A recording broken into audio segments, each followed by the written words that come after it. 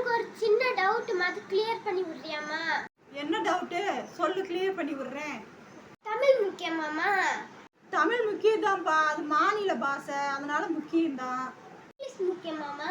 English முக்கியம்தான்ப்பா, வெளிநாட்டுக்கெல்லாம் வேலைக்கு போனா English ரொம்ப முக்கியம்.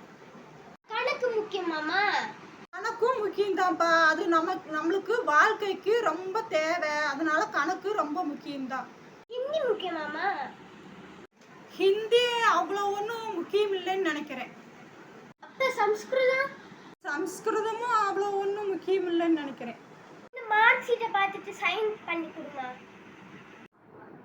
தமிழ் 50க்கு 32, இங்கிலீஷு 50க்கு 47, கணக்கு 50க்கு 31, ஹிந்தி 50க்கு 8, சம்ஸ்கிருதம் 50க்கு 4.